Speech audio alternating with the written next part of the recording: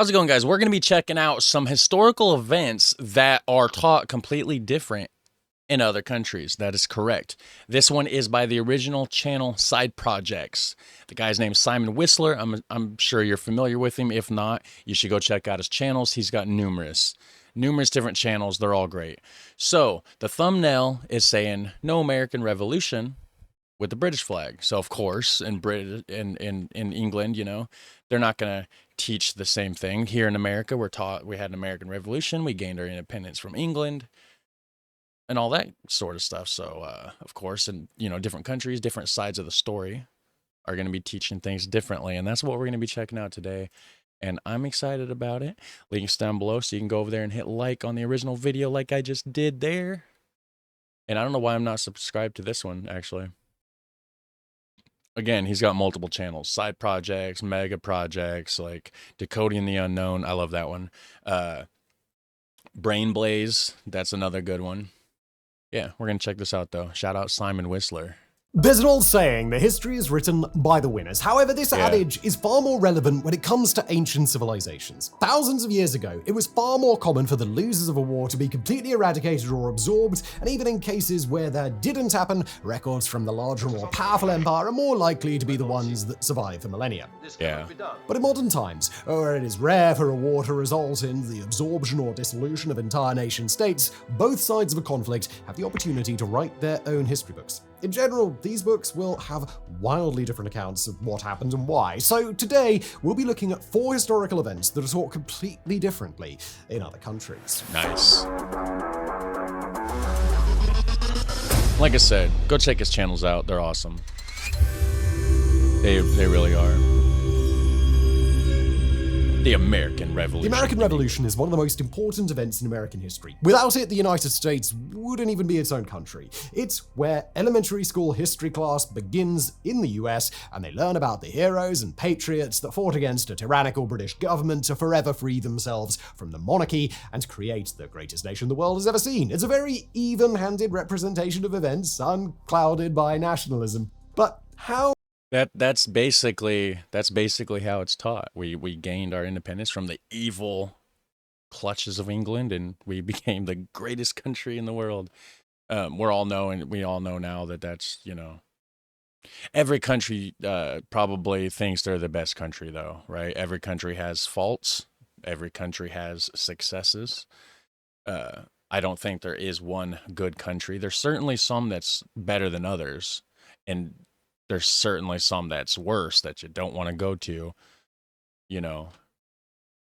How is the American Revolution, or as they call it, the American War of Independence, taught in England? Do British schoolchildren learn about the band of ungrateful terrorists who revolted against the crown because they didn't want to pay their fair share of taxes like the rest of the British Empire? Are they taught about brave heroes like Benedict Arnold, Joseph Galloway, and Thomas Hutchinson with the same level of detail and mythos with which American children learn about Paul Revere, Patrick Henry, and George Washington? Yeah. Now, once upon a time, that may have been That's funny because, Paul Revere and George Washington and everything, that's the ones on our side, It's interesting. true, and there are accounts of older British texts describing the American colonists as being ungrateful for the protection and economic benefits that England had provided them. However, it's been a long time since that was the case. To start, the Americans and the British have been extremely close allies for much longer than anyone watching this video has been alive. There are no longer any hard feelings between the two nations, Right. even if you can't pronounce maths correctly. So, Yeah, you love you Brits.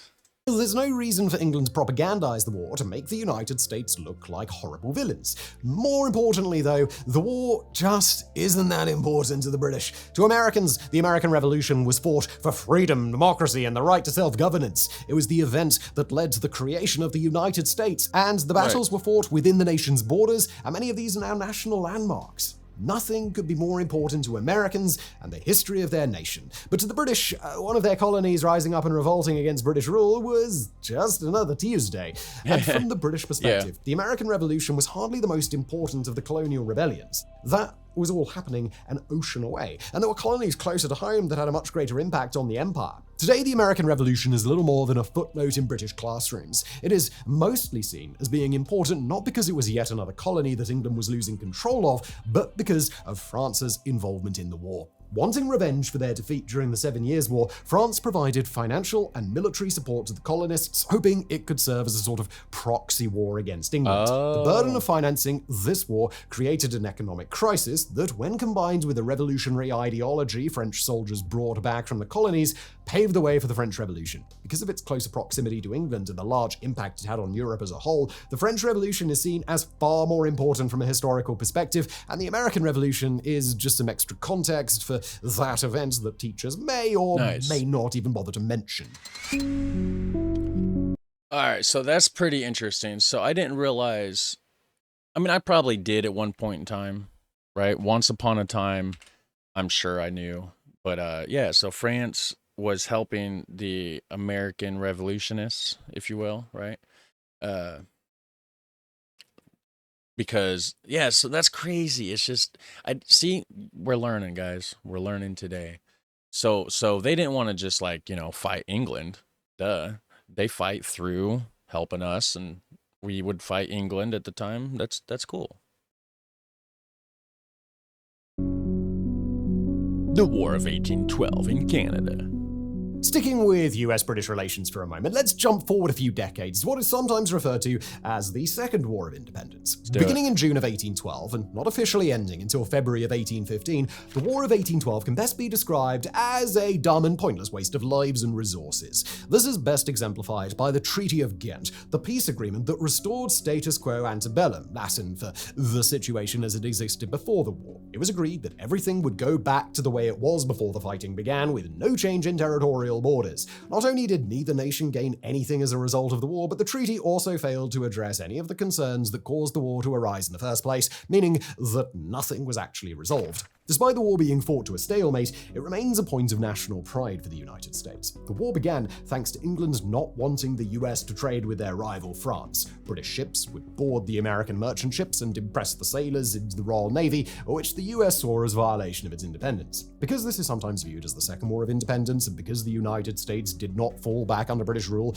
it is safe to assume that many Americans view the War of 1812 as successful, though some schools do teach that it ended in a I've definitely heard of the War of 1812. I just don't know a whole lot about it.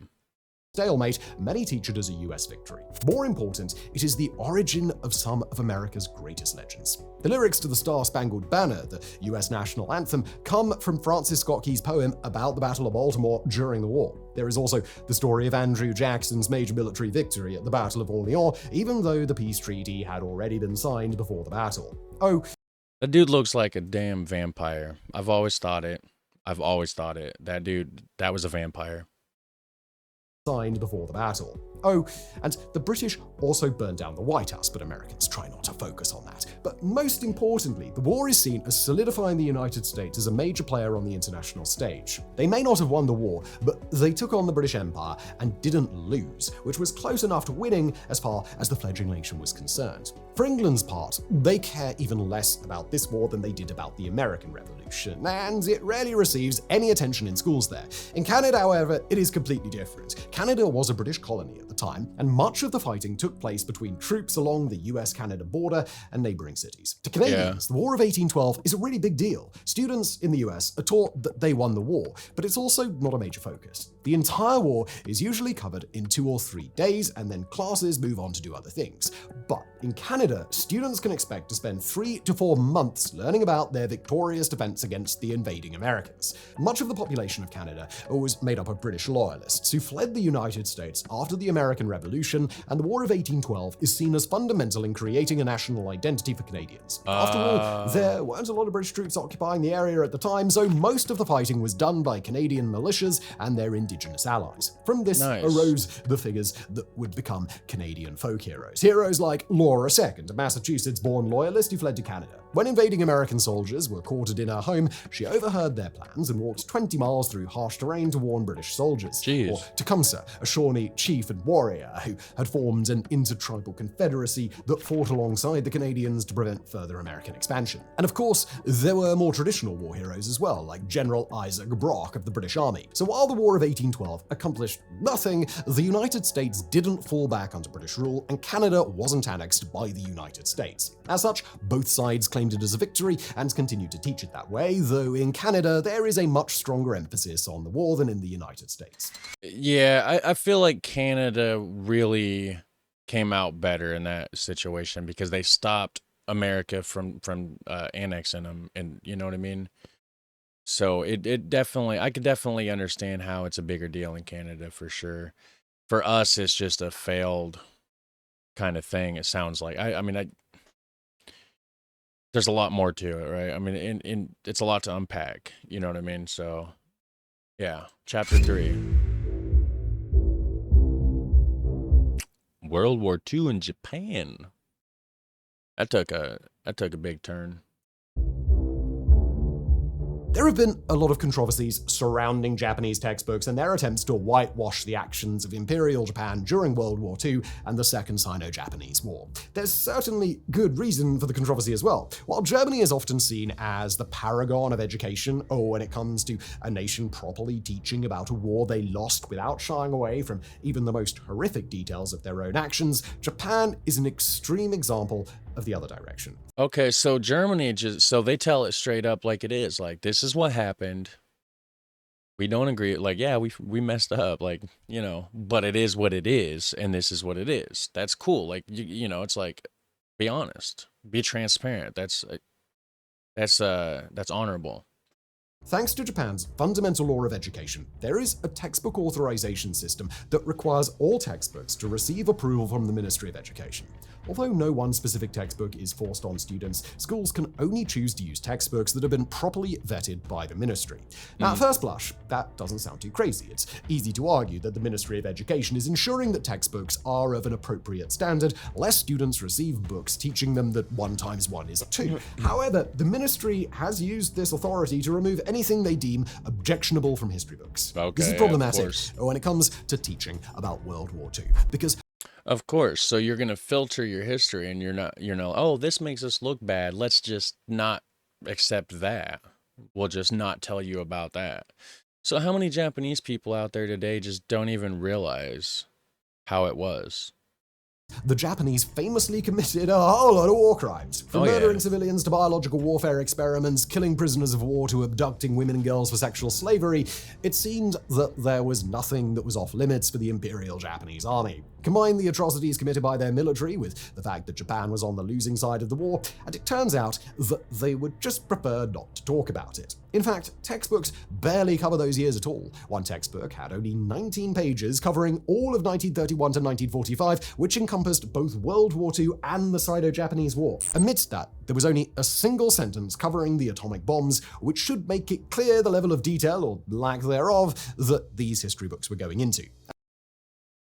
One sentence. One sentence. That's it. That's all they have in the history books of what is it, Fukushima? No, Nagasaki, or I don't even know. There was a couple bombs, right? There was a couple atomic bombs that got dropped, right? Was it called Big Boy and Little Boy or something, right? Because there was 2 different styles of bombs. One was a bigger version and one was a smaller version. Yeah. One sentence to cover that. That's interesting. They really want to cover that up. As historian Stephen Ambrose famously put it in his book, To America, Personal Reflections of a Historian, quote, "The Japanese presentation of the war to its children runs something like this. One day, for no reason we ever understood, the Americans started dropping atomic bombs on us.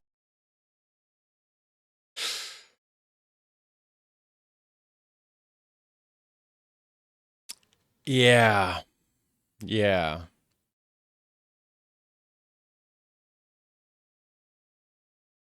Okay, that's fantastic. That's great.